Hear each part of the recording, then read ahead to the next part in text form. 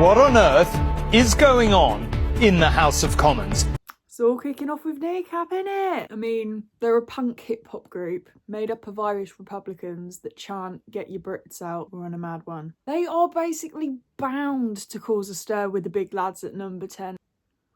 For anyone who's been living under a rock, Kneecap are currently being investigated under the Counter-Terrorism Act for stating during one of their live shows that the only good Tory is a dead Tory, and for supposedly expressing support for Hamas. They've literally just been protesting against a Palestinian genocide, but okay hens. Since the dawn of, well, not the dawn of time, it's like when the dinosaurs were around, but since, you know, the start of the whole popular music scene, you know, in the 40s you had people like Billie Holiday campaigning against racism, and all of these, you know, anti-Vietnam War songs in the 60s. There has always been protests around music, and there's always been artists using their platform for social change and to spread awareness for things and to call out things that aren't right. I'm pretty sure that even in the days of old, in the classical period, that Mozart probably said a few things that, you know, got some knickers in a twist. So in this video, I'm going to be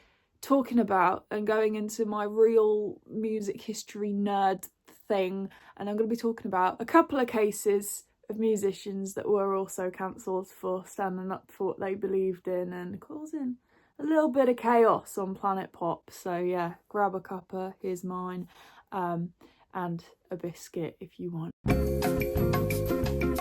So in 1964, the Beatles broke America. We've all seen the footage. They appeared on the Ed Sullivan Show. Audience are screaming teenage girls. History is made. The Beatles then returned to the States to do a full tour, one date of which was at the Gator Bowl in Jacksonville in Florida. Now, before Florida was kind of seen as the theme park mecca of the world, it was just notorious for being a very conservative southern state, you know, the classic sort of Bible Belt thing, which I'm going to be talking about a lot in this video. And segregation was still a thing, which nowadays is slightly terrifying to think this was only 61 years ago. And the Beatles back then thought that it was backwards. So when they found out that their audience was going to be segregated, they weren't having any of it. Bands were always really, really inspired by black artists, R&B, rock and roll. People like Chuck Berry and Little Richard were kind of like their heroes. So they wanted to stand by the community that they were from.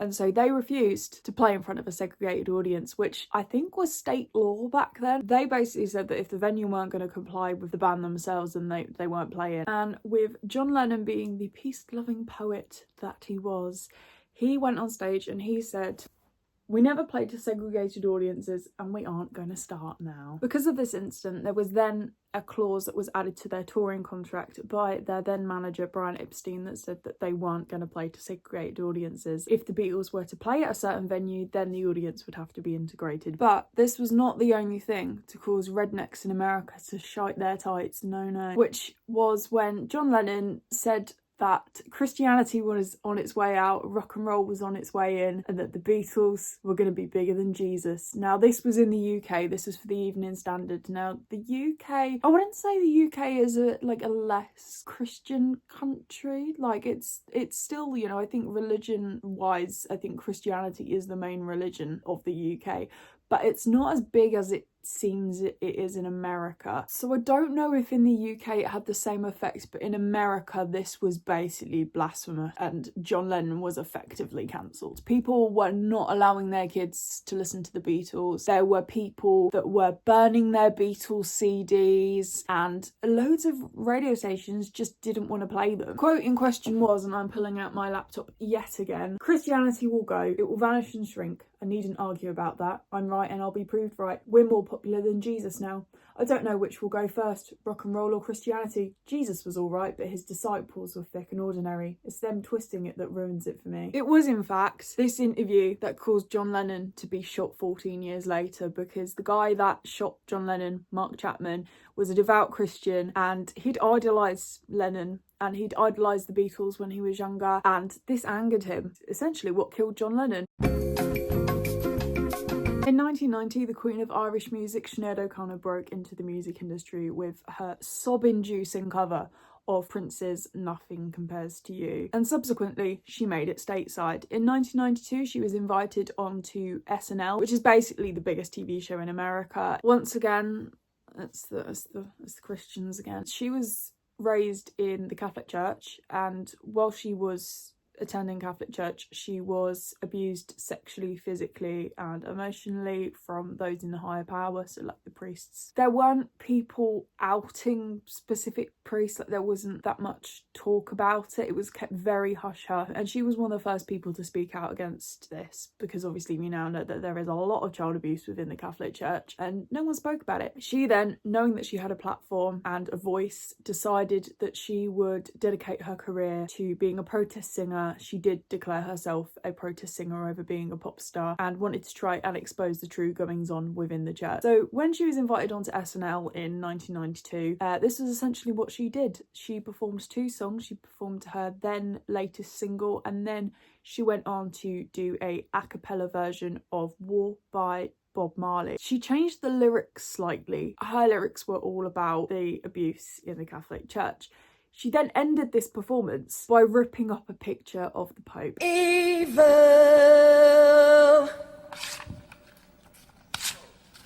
Fight the real enemy. Now this caused a complete panic worldwide. I'm not just talking about America, I'm talking about the entire world. She was very much Mrs. Worldwide. The New York Times went on to call her a holy terror, and the Cardinal of the American Catholic Church went on to call her actions as a gesture of hate, which is pretty rich coming from somebody who then went on to resign because they got outed for sexual abuse. After all of this, she was basically kind of seen as this really insane woman, this crazy woman, mentally ill woman. She did have a lot of mental health issues, which was mainly brought up upon the abuse that she experienced as a child, but she always stood by what she did and said she never regretted it. And when all of these abuse cases came out, she was then applauded and people praised her for her bravery when they'd been slagging her off like 10 years earlier. So as we all know, country music, massive in America. Yeah, we're talking about America again. It's generated, I think last year it was generated 8.9 billion for the US economy, and at the forefront of this genre back in the 2000s and I guess the 90s as well was the Dixie Chicks, or as they are now known mainly as the Chicks. If you're not familiar with the Dixie Chicks, to be honest, I wasn't, but they are apparently a massive deal. They're like the sugar babes of the shit-kicking music world. They cooked up one hell of a storm back in the 2000s when they slagged off George Bush and said that they didn't support his invasion of Iraq back in 2003. It was the 10th of March 2003. I'm looking at my notes. Yep, 10th of March.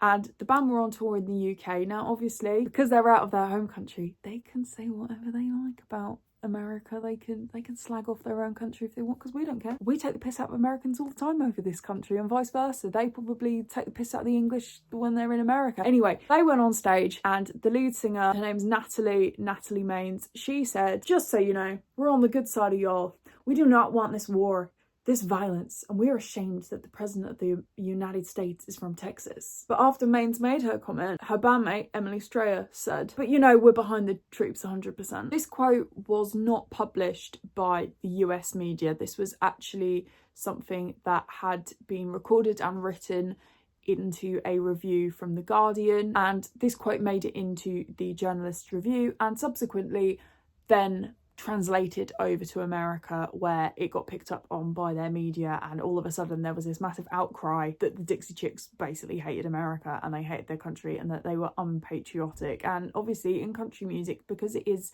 predominantly an American genre, a lot of the theming in the music is very American, very patriotic. I'm talking Stars and Stripes, Bald Eagle, is that what it's called? The Bald Eagle. And it's very, very popular in these kind of white right-wing states like Florida and Texas, where the band are from, and also where George Bush is from. Now, as I've already said, George Bush was the one to invade Iraq. It kind of came about after this whole September 11th thing, and after that there was a massive shift in country music, where country music was really, really all of a sudden like proper patriotic. It was like, get your guns out, come on troops, let's go. And let me tell you, their fan base and the rest of America were not happy with their comments. They were seen as unsentimental, unpatriotic. They were blacklisted from several radio stations. There was 2 DJs that actually got sacked for playing their music. They were even targeted with death threats. People were filming themselves running over their CDs with tractors, which is like the most country thing ever. I'm sorry, that's just really funny. And man, I said, yeah, I'd do that. I'd jump on that in a heartbeat. Entertainment Weekly even went as far as comparing it to John Lennon's Jesus comment, which, you know, is fair play, because, like, you know, they're from the Bible Belt, they're from Texas. It was quite fitting. Whilst other country musicians were constantly criticising them for this, there was a couple of other American musicians that actually supported them. One of them being Mr. America himself, Bruce Springsteen. He said, and I quote, that the Dixie Chicks were terrific American artists expressing American values by using their American right to free speech. For them to be banished wholesale from radio stations and even entire radio networks for speaking out is un-American. Look at how many times he said America in that. When all was sort of supposedly all calm on the Western Front, Entertainment Weekly then had the band appear on the cover, exuding proper girl power by posing naked with loads of different words and phrases that had been used to criticise them over the past few months. You had words like traitors, Dixie sluts, and my personal favourite was Saddam's angels. But also, there was a couple of words on there that sort of were in support of them. There were words like hero, proud Americans, and free speech, and brave. This has actually created quite a bit of a legacy, because Little Mix also, they did like a cover that was based on this, and there's so many artists nowadays, particularly female artists, that have also applauded them for their bravery and how outspoken they are, one of which being Queen of Pop herself, Taylor Swift. In 2006, a couple of years after, they then went on to release a single, Not Ready to Make Nice, and then when they returned to Shepherd's Bush Empire, they released some limited edition t-shirts that said, "The only bush we trust is Shepherd's Bush." You don't want to know about the 90s? I don't know how much I can tell you. If you know what that's from, I love you.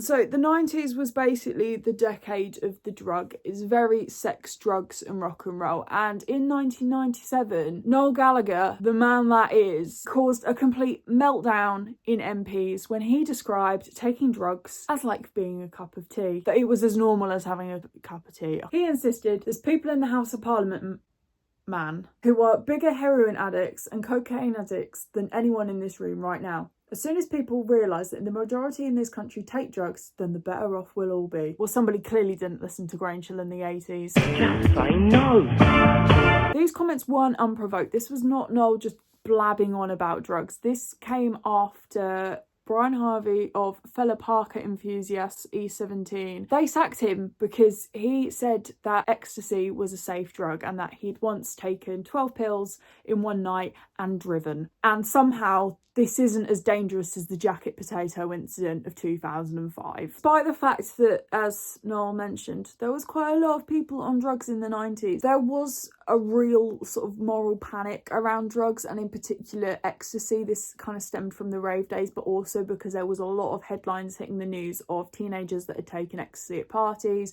and they'd overdosed and died, or ended up in comas, or had heart attacks, or various things. And obviously these were the people that these teenagers looked up to, particular with the Brian Harvey thing, because he was obviously a big idol of a lot of the teenage girls at the time. You find him sexy?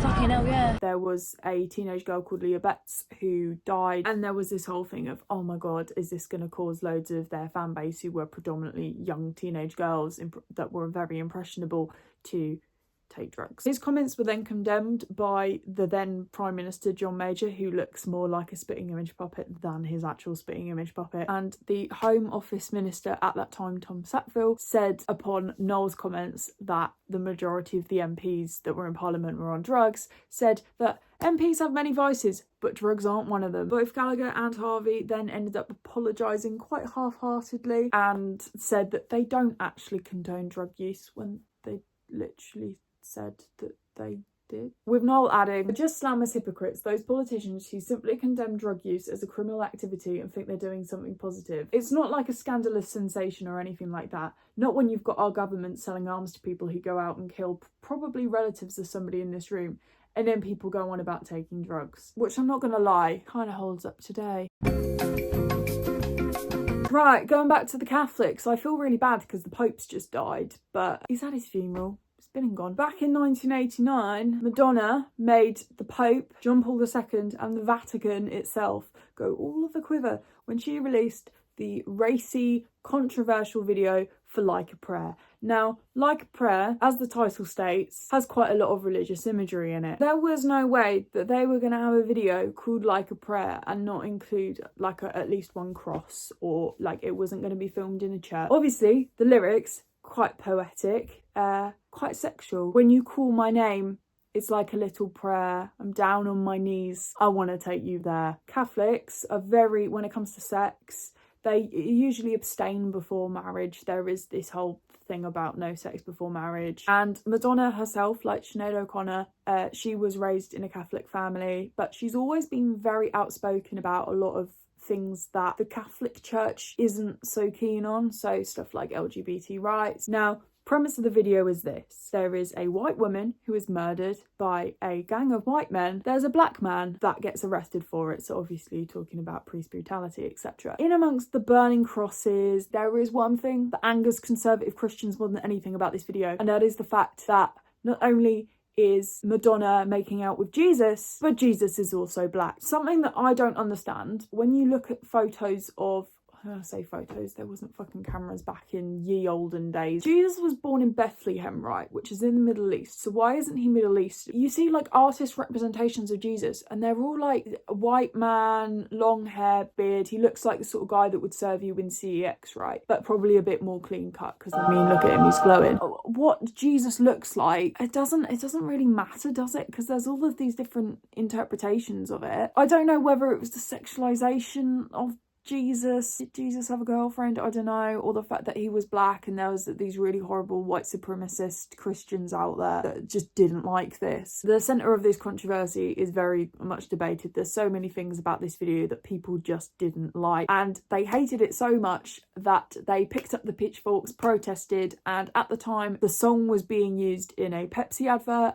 And people were boycotting Pepsi, and because Pepsi is a massive company that doesn't just own the Pepsi drink, it owns various other companies. I think Pizza Hut was one of them. People were basically boycotting everything that Pepsi owned, and because of this, they then had to take it off the advert, and they gave Madonna her money back. It hardly harmed her career though. I mean, look at her now. Well, that was nice. Got to be a little music history nerd for however long this video has been going on for. If you liked it, please give it a like, comment down below. If you want to be kind, because in a world where you can be anything, be kind. Hit the subscribe button because it really helps a lot. And I'll see you for another video.